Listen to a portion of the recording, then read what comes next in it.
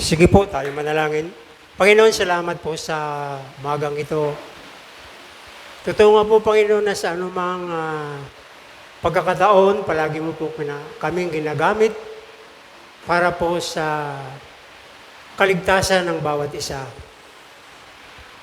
Ngayon po, amin pong sineselebrate ang iyong kapanganakan at ang celebration na ito, Panginoon, dalangin ko na magiging maayos, makadiyos, at matuwid na pagsiselebrate. Salamat po sa pagpapala mo sa iyong Holy Spirit na kasama namin sa aming pagsamba. Salamat po sa paglilinis at kapatawaran sa aming lahat ng mga kasalanan. Ito po ang aking dalangin sa pangalan ni Jesus. Amen. Maupo po tayo. Pahirang Bible. Yung akin. Good morning. Nag-almusal na ba kayo? Hindi pa eh. Magandang umaga. Ay, wala pa rin. Praise God. Purihin ang Panginoon. So, ngayong umaga, pag-aralan natin ang dalawang celebration patungkol sa Kapaskuhan. Amen. Mayroon po tayong dalawang Christmas. At ito po ngayon ang ating bubuksan at ipakita bakit naging dalawang Christmas. Praise God. Purihin ang Panginoon. Baka sabihin nyo na iba na yata yung turo ni Pastor. Naging dalawa ang Christmas. Please lang sa mga bahay ninyo, kapag kayo naglagay ng word na Christmas, huwag yung gamitin yung X. X-mas. No? Nangyari po yan ng panahon ng Centennial. Noong ngayon tayo ay, ano na tayo ngayon? Millennial. 2023, mayroon po ngayon 2020, mayroon pong bagong katawagan. Noong panahon namin kasi, yung mga chismosa, ang tawag namin dyan ay mga istariray. Istariray. Yung mga mahilig sa ganyan, istariray. Pag sinabing istariray, alam mo na, ikaw ay isang chismosa. Yan yung panahon ng Centennial. Yung panahon ng Centennial, sino ang presidente natin?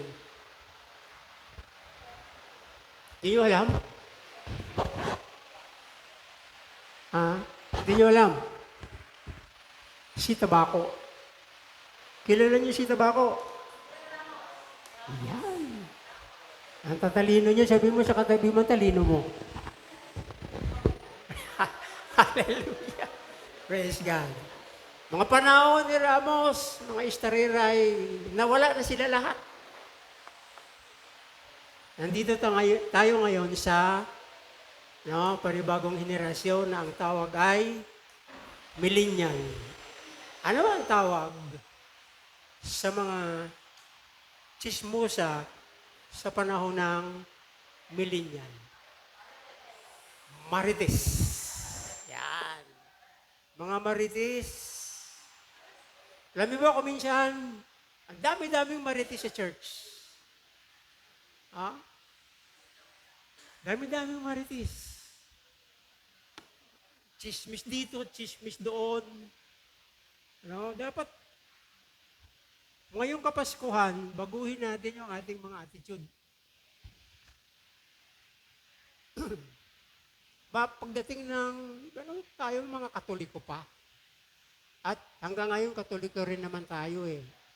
Iba kapag tayo pumasok sa church, parang hindi tayo makabasag itlog. Nakuha nyo?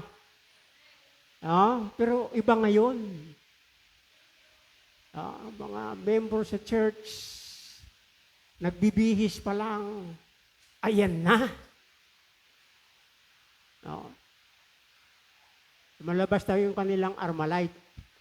Kaya pagdating natin sa church kung minsan, hindi tayo ino-open ng Holy Spirit.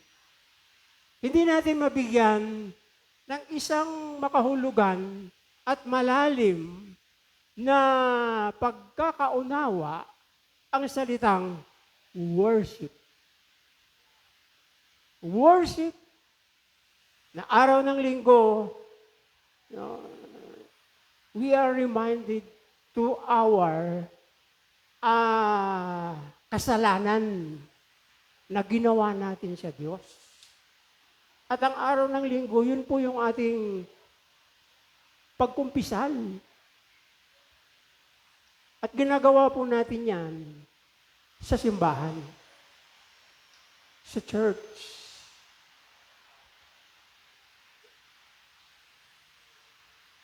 Kaya tuloy ang ating church ay parang plaza, parang laruan. Praise God. Pero iba na, wala. Okay. Makita natin dito ang tatlong pantas. Ano yung pantas sa English? Wise man. Wise man. Alam niyo ba ang ibig sabihin ng taong matalino? Siya ay mayaman. Amen. Sino ba yung naghihirap sa buhay na ito? Hallelujah. Sino ba yung naghihirap sa buhay na ito? Yung mga taong mangmang. Praise God. Makita natin dito kung paano pinangunahan ng star ang the three wise men. Star. Praise God.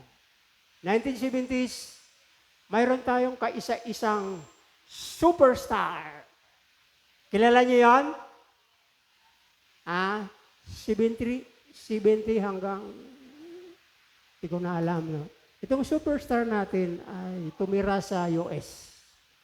At pagdating sa US, siya po ay nagiging alcoholic. Kilala niyo yan? Diba? At hanggang ngayon, hindi na nakaka-recover. Praise God. Mayroon tayong megastar. Yan, di ba? Nasaan na sila? Nawawala ang kanilang kaningningan. At mayroon tayong mga istariray. Praise God. Bago na ngayon ang tawag ng mga chismosa. Yung mga istariray at mga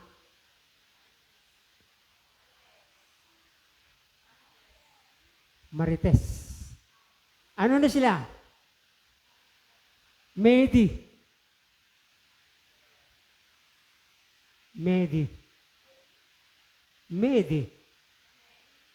May diferensya. Amen. Kaya para hindi kayo tawagin na may diferensya, kaya sa church na ito, pag mayroon chismosa, tawagin nyo agad, Medi. At huwag kayong dumugtong kasi pareho kayong Medi-Prinsya. Medi-Prinsya. Langko-langko. Amen. Praise God. Purihin ang Panginoon. Dito po ang tatlong pantas. Dapat gayahin natin to, yung ating tamang pag-worship. Sabi dito sila ay pinangunahan ng between. na nanggagaling sa silanganan. Silanganan ba? Silangan lang. Talaga nagbabasa kayo ng Bible. Nanggagaling sa silangan at dumating sa Jerusalem at nagtanong sila na saan ipinanganak ang hari ng mga Hudyo. Ang pinag-usapan dito, king. At nung mga panahon na yon, si Haring Herodes ang hari ng Jerusalem. Nakita namin sa silangan ang kanyang bituin. Kaya naparito kami upang siya'y sambahin. Praise God. Praise the Lord. No, kailangan sa isang Kristiyano matalas. No? Marunong at matalino how to become a celebrate of Christmas. Ang Christmas, para madama ko, madama ninyo, matanggap ko at matanggap ng lahat ng tao sa buong Panginoon. Praise God. Worship. Ang purpose dito ng three wise men is worship. At habang hinahanap nila kung saan ipinanganak ang star ng mga star, sila ay pinangungunahan ng, siyempre, star. Praise God.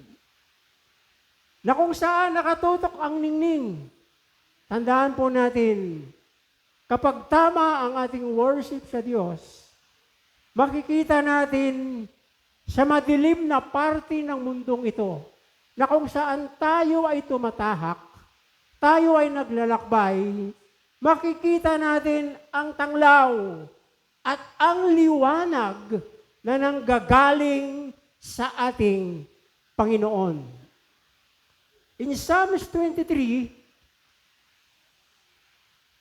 chapter 105, Psalms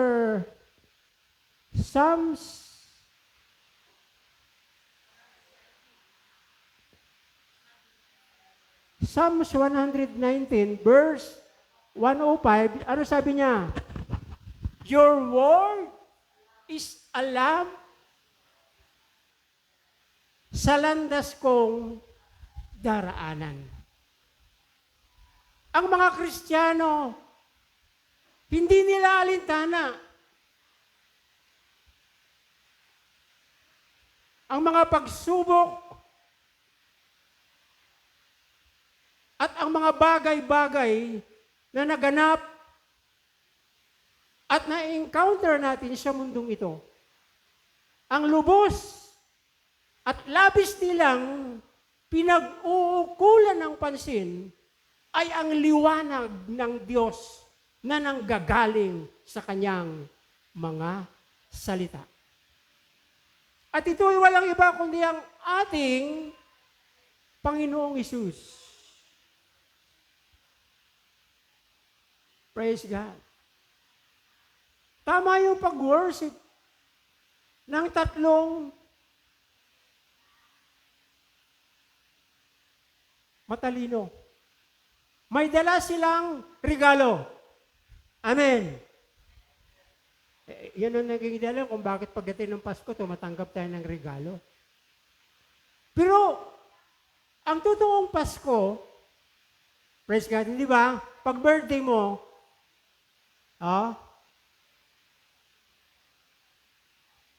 nag-i-speak ka na ikaw ay makatanggap ng regalo. Praise God. Kaya yung mga nagbibigay sa araw ng kanilang kaarawan, hindi yan biblical. Amen? Kaya dapat nga lang, mga kapatid, sa isang simple at makadiyos na pamamaraan, sundin natin. Praise God. Yung paghahanda, pagkain, okay lang yan. Kasi ay pagpapakita ng ating pagpapasalamat. Peace, kapayapaan. Ayan. No? Nanap nila, pinangunahan sila ng star. No? Ano ba yung star ngayon sa panahon natin? Para tayo makapagsamba, makapaglingkod, at ukol ng ating buhay sa Panginoon. Ano yon? Holy Spirit. Holy Spirit. Amen. Ano yung bunga ng Holy Spirit? The fruit of the Holy Spirit is, ang bunga ng pag-ibig ay, ang bunga ng Espiritu ay, pag-ibig, kagalakan, kapayapaan, katiyagaan, kabutihan, kahinahunan, pagpipigil sa sarili, walang batas, at pinalaya na ang lahat ng tumanggap ng Espiritu Santo na ibinigay sa atin ng ating Panginoon. Praise God. Ang Pasko ay araw ng ating kalayaan. Yung kapanganakan ng ating Panginoon, hanggang sa dumating na inalay niya ang kanyang buhay para sa atin. Kaya nabalitaan ni Herodes, verse 3, nabalitaan ni Herodes, ni Haring Herodes siya'y naligalig. Ang araw ng Kapaskuhan ay hindi araw ng kaligaligan. Maraming mga tao sa panahon ng Pasko, sila ay naliligalig. Wala akong pera. Wala akong bagong damit. Wala akong bagong sapatos. Amen. Amen.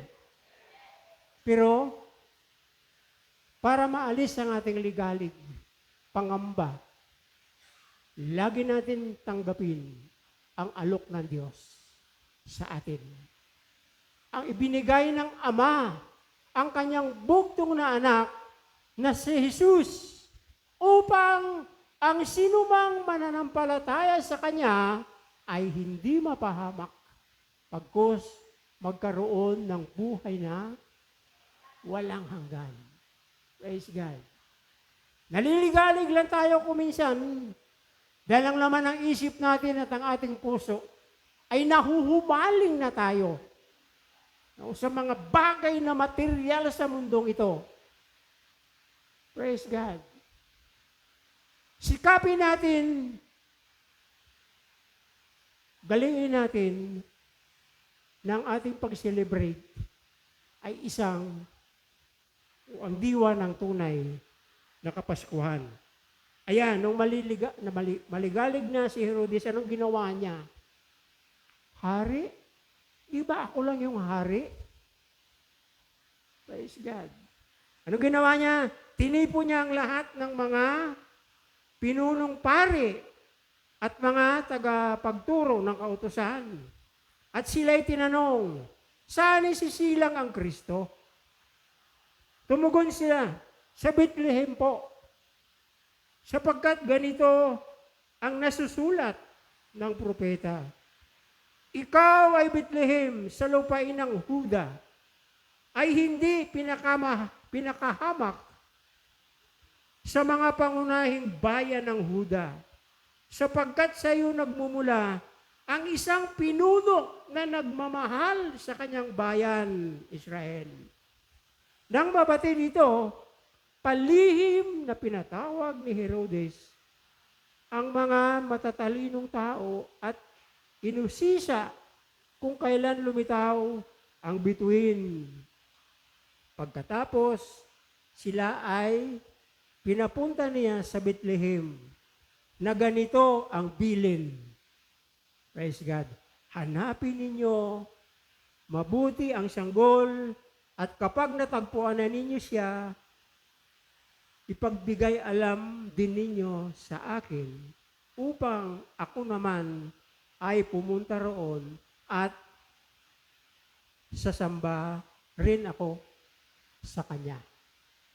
Praise God. Hallelujah. Yung ating bang pagsiselebrate, yung ating bang pagpunta sa church, ito ba ay good motive? Tama ba ang ating motibo? O baka yung motibo natin katulad ni Herodes? Iba yung kanyang. Kaya ka po sinasabi ito dahil halos napakarami na.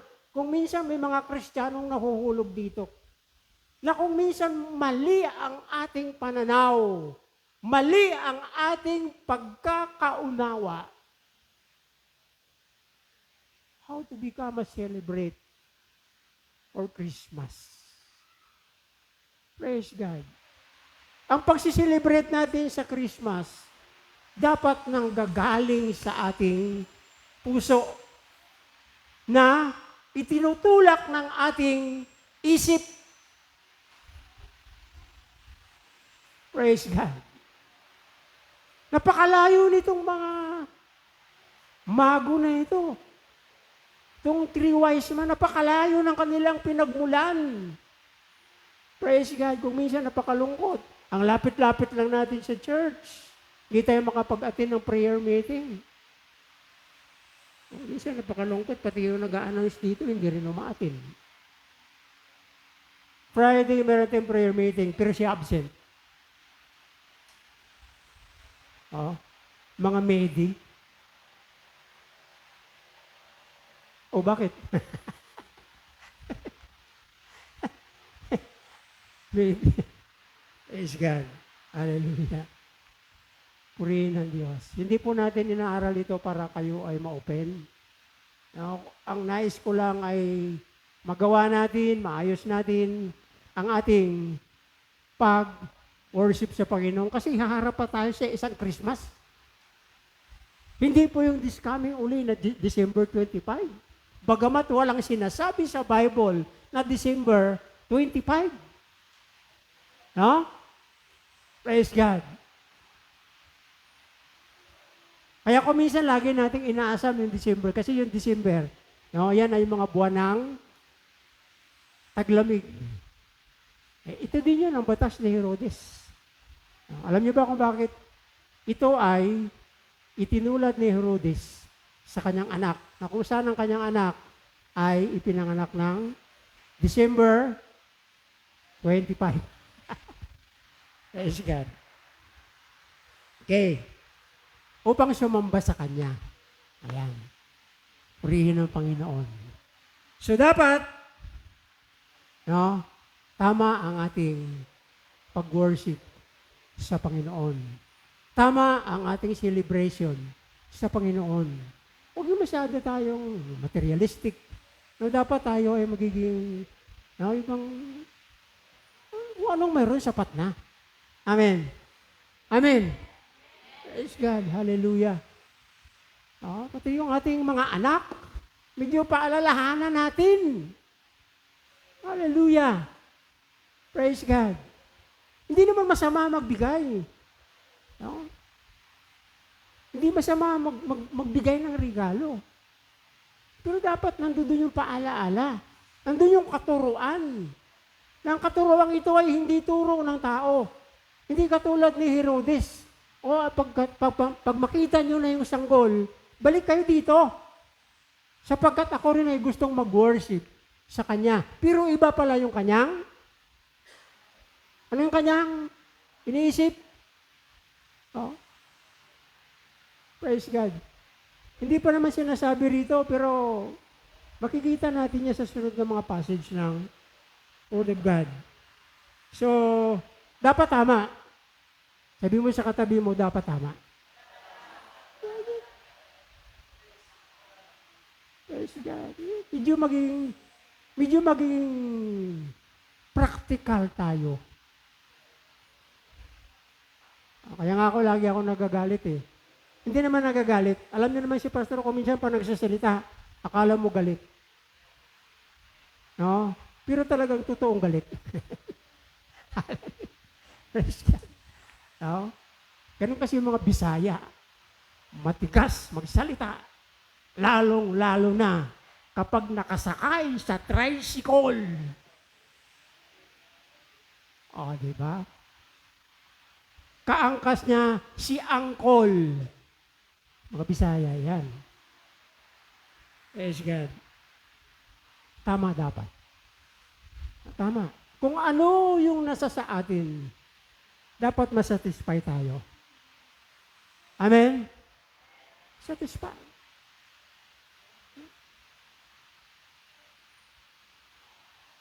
Ay, dahil satisfy, ay garantisado. Kaya nga po sabi ng isang awit na ang singer ay si Chris Christian, sabi niya, no, satisfaction guaranteed. No? Basta sapat tayo, garantisado yan. Sapat, tama, garantisado yan. Na ipamumuhay mo ang salita ng Diyos. Nag-worship ka ng tama. Guaranteed yan. At yan ay tanggap ng ating Panginoon. Praise God. Araw ng Pasko,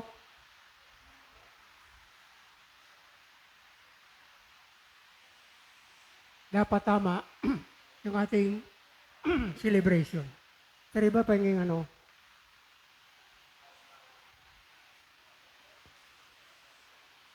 busy si Mrs. eh. O, di ba? Tubig. Natapos na tayo. Pupunta na tayo sa pangalawang Christmas.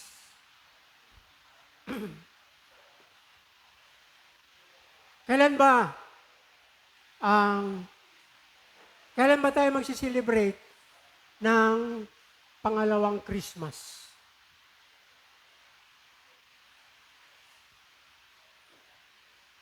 Kailan? Kailan yung pangalawang Christmas? Praise God.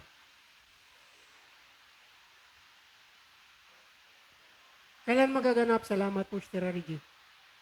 Pagpalain ka.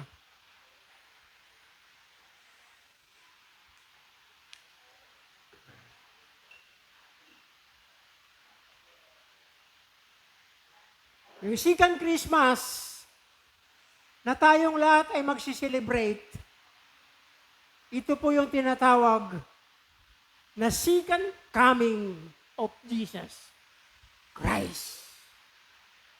Amen.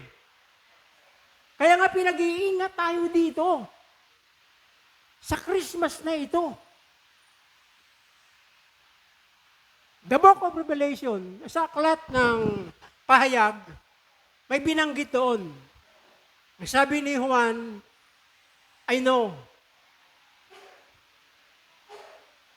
that you are suffering. I know that you're perseverant. Pero alam mo ba, sabi niya, may dinaramdam ako sa'yo.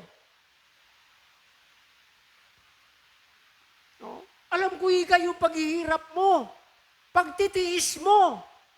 Alam ko yung perseverant yung pagtsatsaga mo, alam ko yan. Pero mayroon akong pagdaramdam sa'yo. Hallelujah!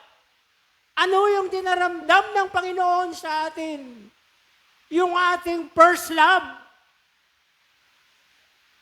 Yung unang araw na kung saan nagiging mainit tayo, bukas ang puso, bukas ang isipan, na kung saan tinanggap natin ang ating Panginoon. Walang nalilihim sa Diyos. Chapter 4, verse 13 ng Hebreo. Walang nalilihim sa Diyos.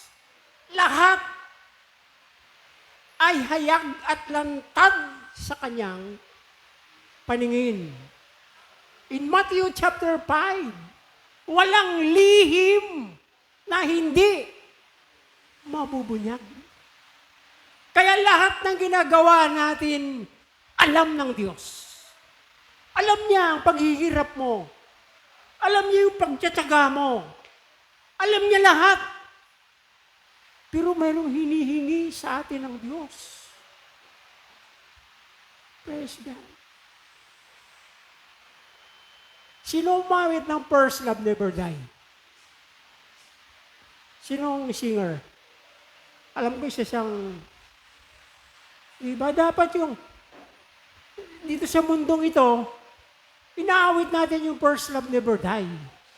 Alam niyo ba kung bakit inawit niya ito? Dahil ang kanyang tinitignan, yung revelation.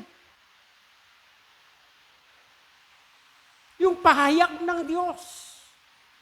Yung mensahe ng Panginoon. Yung pangungusap ng Diyos through Holy Spirit.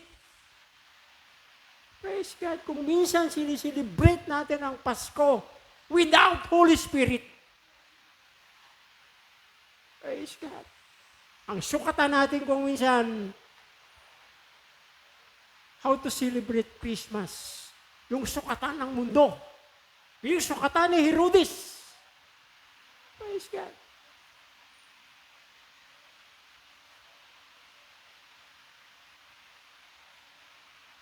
First Christmas, there was Jesus Christ was born. Ipinanganak ang ating Panginoon. The second Christmas. The second coming. The second coming. At naririnig na natin yan. Nakikita na natin yan. Nararamdaman na natin yan bilang mga lingkod ng Diyos. Kaya pakiusap ni Juan from the book of Revelation. Alam ko ikaw. Alam ko. Lahat ng mga pagtitiis mo yan, maliit man o malaki. Lahat ng mga pagpapasensya mo, maliit man o malaki. Lahat ng ginagawa mo, maliit man o malaki. Lahat ng iniisip mo, mabuti man o masama. Alam ko, sabi ng Diyos.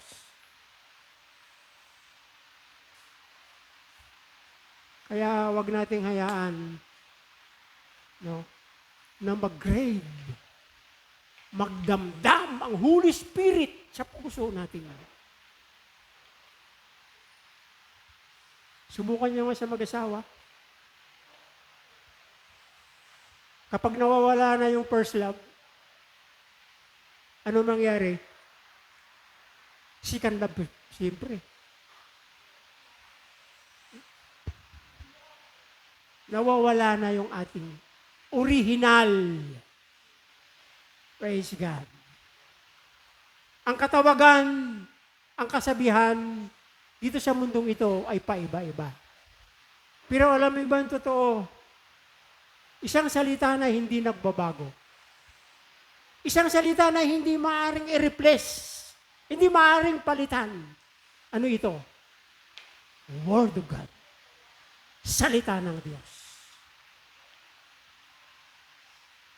I-celebrate natin. With satisfaction. Satisfaction. Anuman ang nasa atin, anumang mayroon ka, praise God, matuto tayong masiyahan. Amen? Tandaan natin, ang Diyos ni minsan, hindi niya tayo pababayaan. God is never leave you, nor forsake us. Hindi niya tayo pababayaan. Praise God. Ito, ang ating Diyos. At ito, ang Kapaskuhan na siniselebrate ng mga anak ng Diyos. Yumuko tayo at manalangin. Ama, salamat po sa isang biblical na pamamaraan. Tunay nga po, Panginoon, na ipapantay o ilalagay namin, Panginoon, sa iyong panuntunan. Ang tunay na diwa, ang tunay na celebration, Panginoon, ng iyong kapanganakan. Katulad po ng 3 wise man, sila po ang nagbigay. Praise God.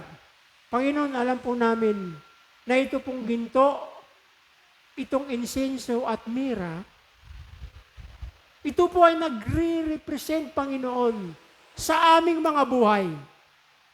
At ito, Panginoon, ang aming regalo sa inyo. Sa aming pagsiselebrate ng Kapaskuhan, hanggang sa pagsiselebrate namin ng ikalawang Pasko. Ang iyong muling pagparito. Salamat po, Panginoon. I-bless mo po kami. Pagpalain mo kami. Magiging masagana, magiging pagpapala, at maging kalakasan ang aming susunod na mga taon dahil nasa buhay ka namin, nasa puso ka namin, at ikaw ang star na aming tinitignan. Ikaw ang star ng aming buhay. Ikaw ang star na dapat naming hanapin upang aming matagpuan ang katotohanan. Salamat po sa pagpapala ninyo. Salamat po sa biyaya at kaligtasan ninyo na ipinagkaloob sa amin. Ito po ang aking dalangin. Sa pangalan ni Jesus, lahat ng anak ng Diyos magsabi ng Amen. Praise God. Magandang umaga. Pagpalain po kayo ng Panginoon.